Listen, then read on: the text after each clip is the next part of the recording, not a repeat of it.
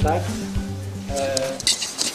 Vamos iniciar mais uma palestra do CC. Hoje o nosso convidado é o nosso colega Paulo Val, da Vivoan, que trabalha no Laboratório Nacional de Referência de Culturais de Biotoxinas Marinhas e vai apresentar o seu trabalho mais recente, publicado naquela revista Biophysics.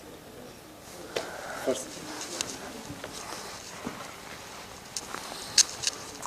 Boa tarde a todos, obrigado por estarem aqui mais uma vez presentes.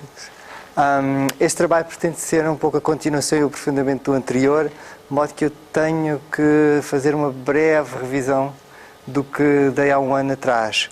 Portanto, este trabalho surge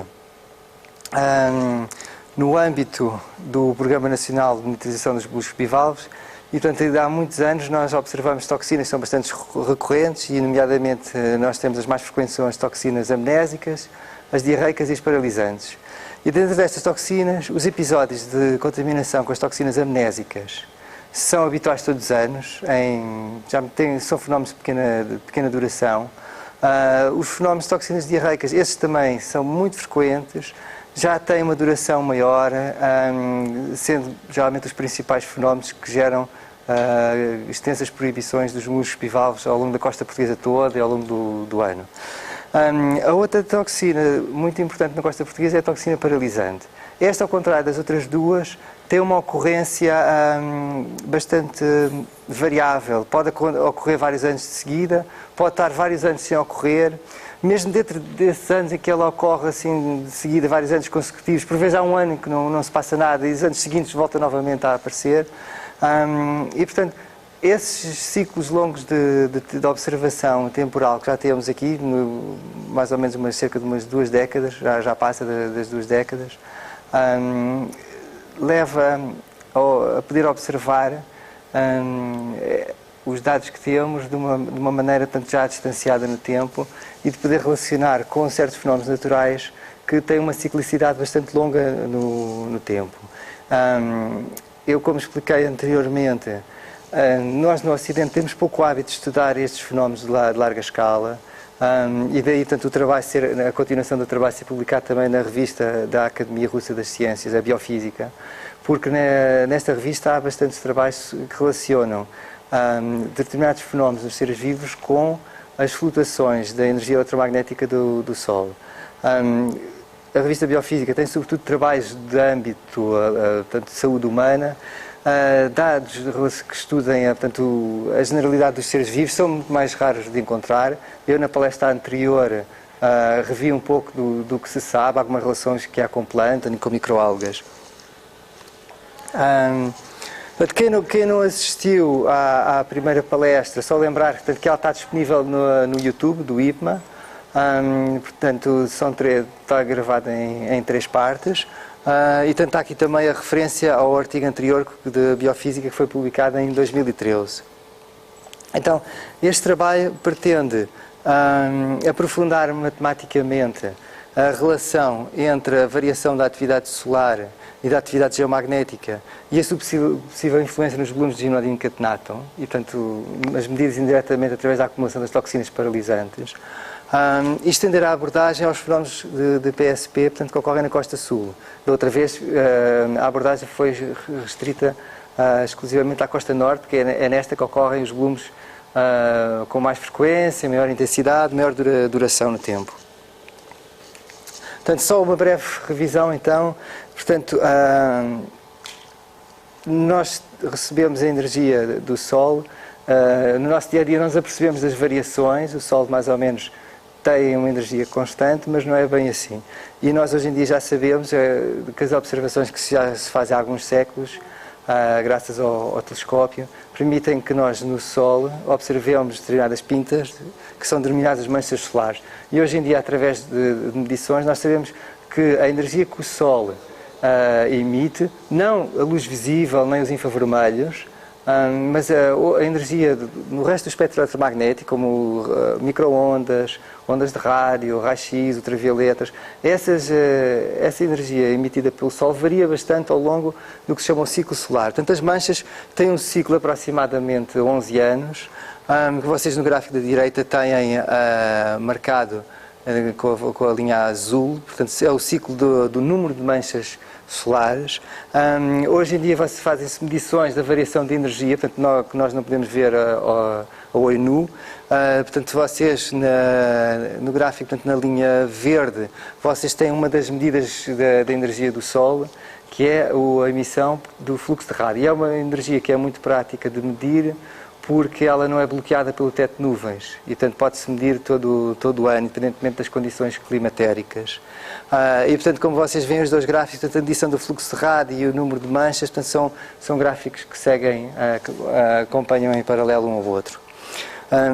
E pelo meio nós temos intercalada a série das toxinas paralisantes, portanto, que são observadas no mexilhão da costa noroeste, nomeadamente da Ria de Aveiro, e vocês veem que temos períodos ali assim que não há acumulação praticamente nenhuma de toxinas, que não foi detectável, e depois temos anos em que a toxina atinge valores bastante elevados, e portanto nós passamos de um extremo a outro.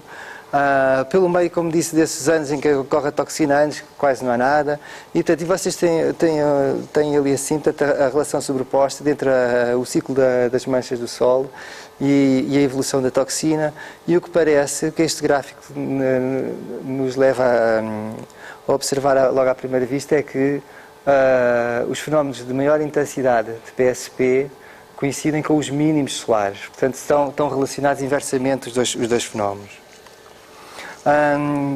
Um tratamento dos dados estatisticamente mostra-nos que a relação de facto é bastante forte. Vocês têm, portanto, no gráfico da esquerda, a primeira barra, vocês têm a variação do fluxo de rádio durante uma década, entre 1997 e 2010. Portanto, o fluxo de rádio vai desde valores muito baixos, cerca dos 70, isto é uma unidade, pronto, que eu agora não vou explicar aqui, portanto, é em watts, portanto, de micro-ondas por metro quadrado. Portanto, o fluxo de rádio vai desde valores muito baixos, desde 70 até ali aos 180, enquanto a toxina paralisante ocorre restrita a períodos em que o fluxo de rádio mal ultrapassou os 90. Se olharmos para outras toxinas, a distribuição dela em relação a este ciclo solar é completamente aleatória, não tem qualquer relação, e vocês veem que as toxinas, portanto, como os falei, as mais frequentes aqui na nossa costa, a toxina amnésica, que vem de um grupo de algas que é a Pseudonychia, ocorre quer nos mínimos solares, quer nos máximos solares, portanto não há qualquer relação com os mínimos. Há duas toxinas diarreicas, elas têm origem, portanto, em algas diferentes, que é o ácido ocadaico e o DTX2, também ocorrem quer nos mínimos solares, quer nos máximos solares, portanto a distribuição delas não se restringe, portanto, aos mínimos solares. À direita tem um outro parâmetro também, que, portanto, esta não é uma variação do Sol, é uma variação que ocorre na Terra, que é a perturbação geomagnética. Estes dados são trabalhados com o índice geomagnético, que é um índice que já começou a ser estudado há cerca de um século, e, portanto, a variação do índice geomagnético, desculpem que agora, por causa ali, o gráfico menciona rádio, mas não, é o índice A. O índice geomagnético varia cerca entre 10 e 32 nanoteslas. O PSP está restrito a níveis mais baixos, entre cerca dos 8 e mais ou menos 16, 17 nanoteslas. As outras toxinas, tal como anteriormente, também têm uma distribuição aleatória, não estão restringidos a mínimos da perturbação geomagnética. Portanto, vão entre o mínimo observado durante este período até ao máximo. Portanto, ocorrem toxinas em qualquer altura, não há nenhuma relação como se observa com as toxinas paralisantes. Uma outra coisa que surgiu do estudo anterior é que não apenas as toxinas ocorrem no mínimo, mas parece que antes dessa ocorrência há uma descida mais ou menos abrupta no fluxo solar, seja, portanto, o fluxo de rádio, como nós medimos, ou mesmo aqui, portanto, nestes gráficos tem o número de manchas solares, portanto, seja visto de uma maneira ou de outra, pelas manchas ou pela energia emitida pelo Sol. Portanto, parece que há uma descida abrupta dessa atividade solar antes de ocorrerem os máximos. Temos aqui os exemplos de anos recentes, 2005, 2007, 2008 há uma descidazita menos acentuada, e em 2006 vocês não veem, portanto, a azul vocês têm a variação do número de manchas e as barras a vermelho a quantidade de PSP. Vocês em 2006 não veem essa descida, nem veem tampouco o PSP a aparecer. Por outro lado, em relação durante o ano, as toxinas paralisantes derivadas desta alga, o Gymnodin catenato, elas ocorrem sobretudo com uma tendência outonal, portanto com uma frequência cada vez maior outonal. Aparecem um pouquinho no verão, mas a tendência crescente é outonal, portanto aparece uma maior distribuição no outono.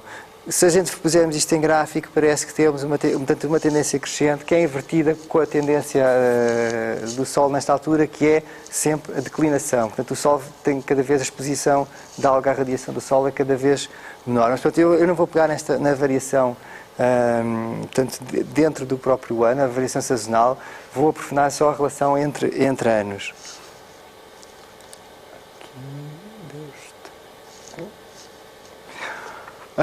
Esta variação, há uns fenómenos da natureza que isto me faz lembrar, e é aqui que eu vou-vos tentar ver um certo paralelismo com o que se conhece na natureza, que se chama fotoperiodismo.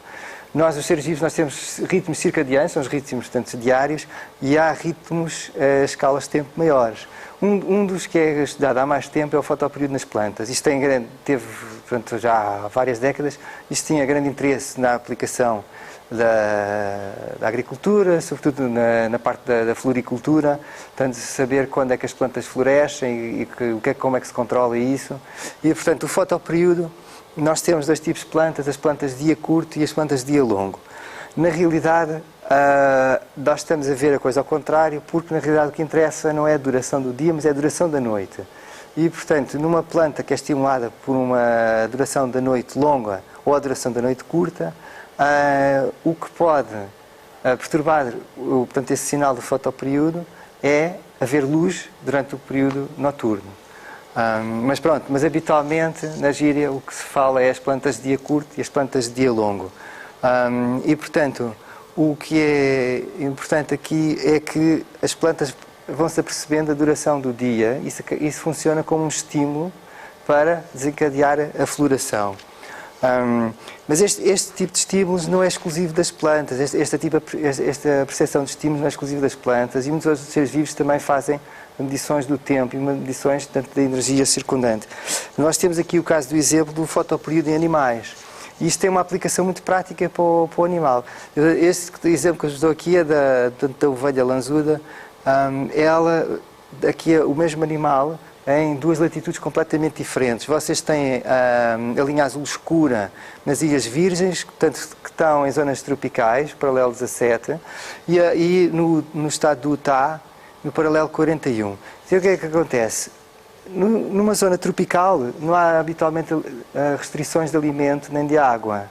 A ovelha pode se reproduzir em qualquer altura do ano. Agora, é complicado numa zona em que pode haver restrições de alimento e de água, a ovelha reproduz-se em qualquer altura. Por exemplo, se vocês tiverem um nascimento numa altura em que a água está na forma de gelo, não há folhas para a ovelha se alimentar, é difícil ter sucesso na reprodução. Então, as ovelhas reproduzem-se em dias curtos, tem uma geração aproximadamente de 5 meses. O nascimento vai desde a primavera até o outono. Portanto, este nascimento, no outono, evita os dias que há pouco alimento e que há neve e gelo. Portanto, o fotoperíodo não é característico exclusivamente das plantas, é bastante mais conhecido a nível das plantas, mas ele passa-se também em animais. Portanto, vocês em azul claro, tem o paralelo, tanto as ovelhas no paralelo 41 norte, e portanto vocês veem, à medida que vamos aproximando tanto do verão, as fêmeas que estão ovuladas reduzem-se drasticamente.